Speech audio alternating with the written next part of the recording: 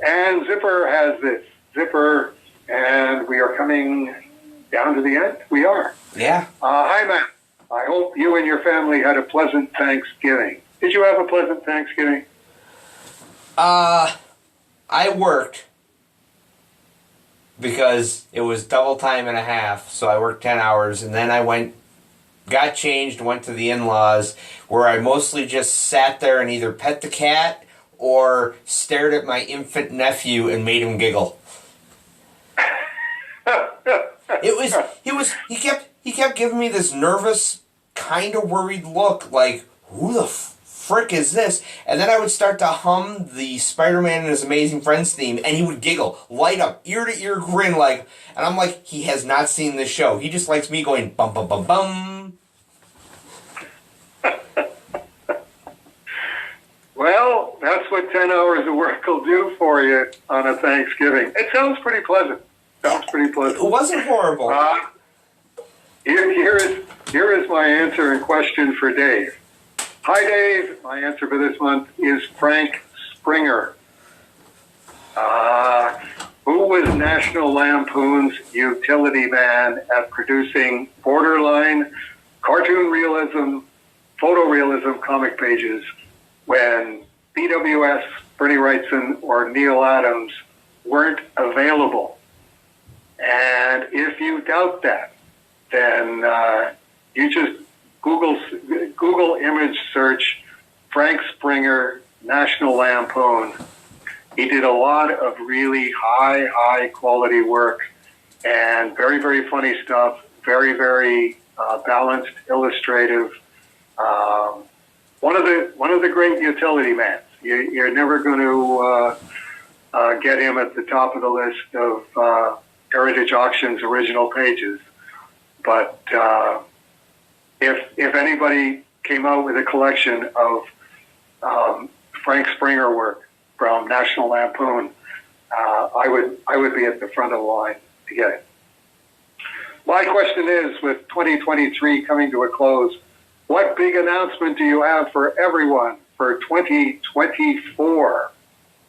And I have an indie crossover with a 37-year indie veteran.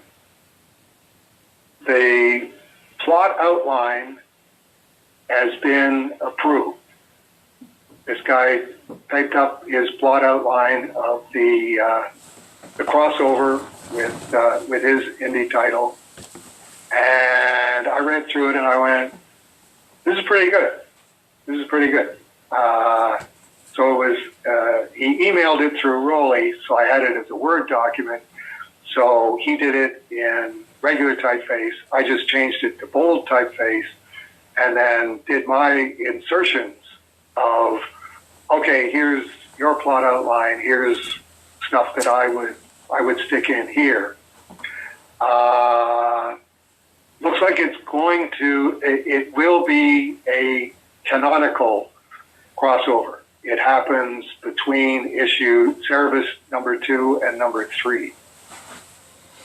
And he's emailed me a color piece of Cerebus with his crossover, character plural, and another one of Cerebus with character singular. And that's as far as I'm going on that one. 37-year indie veteran. I'm sitting there going, I knew the title, but 37 years? Congratulations. I'm pretty sure I know what this is. Well, you keep it to yourself, because we're just... we can't announce it because it's not 2024 yet. That's right. We still got a lot to talk about on it. I don't think there's going to be any kind of deal breaker at this point, but we definitely are nothing's slowing it down and nothing's stopping it, and wouldn't be terribly unhappy if anybody guessed, but there you go. That's as close as I can get to a big, capital BIG announcement. Another weird comic art metaphysics. Just before we were doing Please Hold for Tonight, I had a phone message from Canada Revenue Agency, which is not a happy thing. That's our equivalent of the IRS. So picture getting a phone message from someone at the IRS that they have to check some information with you. But the guy was very specific, saying that I want to check the postal code for your home address because it's in the name of the corporation. And it's like, okay, yeah, I have no problem with that. So I phoned him, and he was off by one digit, and I said,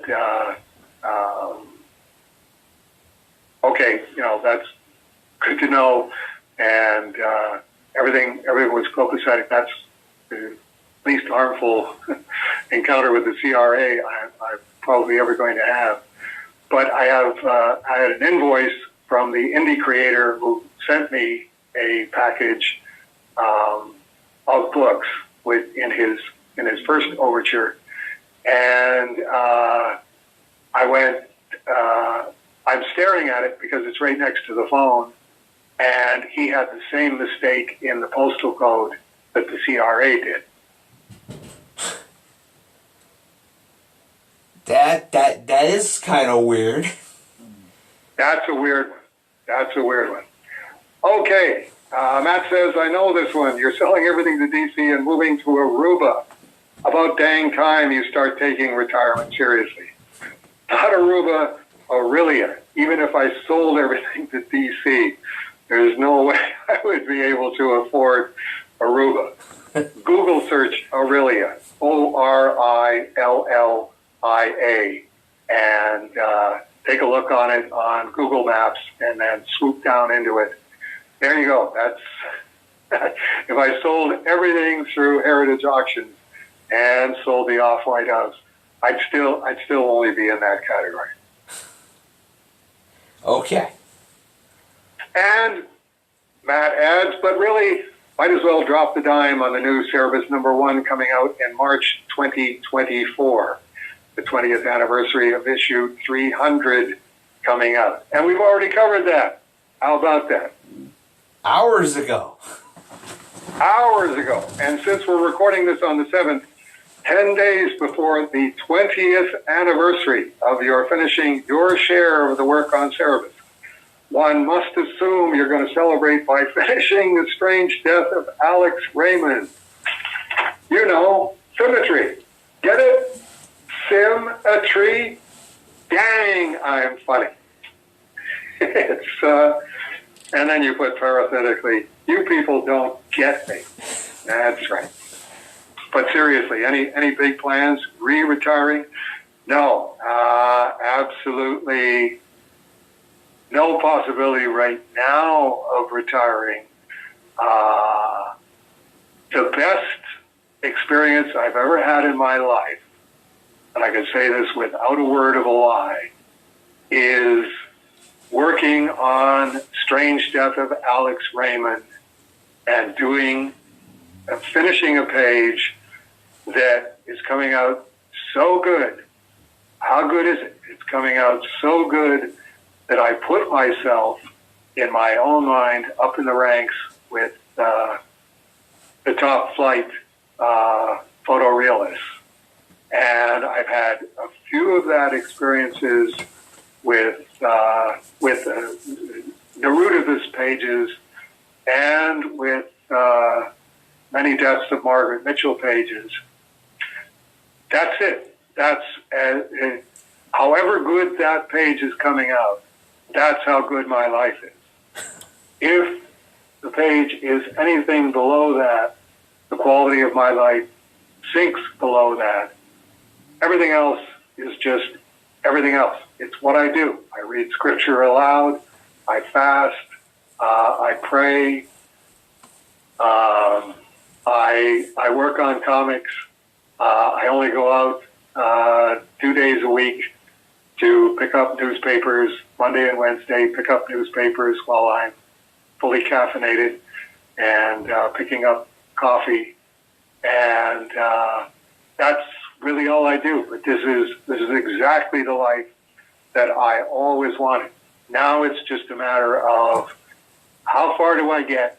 Do I get to the end of Strange Death of Alex Raymond? And can I keep knocking out pages that are as good as I could ever have imagined myself drawing? And there you go. At 10 minutes past 10 o'clock, it's that wasn't quite our first internet please hold sleepover. It was pretty darn close. Yeah. Say hi to Paula. Say hi to Bullwinkle. Say hi to Janice Pearl from Dave Sim. And we'll do this again next month, Matthew. Next year, Dave. Next year. Next year. Next year. Have a wonderful anniversary. I mean, it's a Sunday, so I know what you'll be doing. And have a Merry Christmas. Thank you. You too. Have a good night. You too. Bye.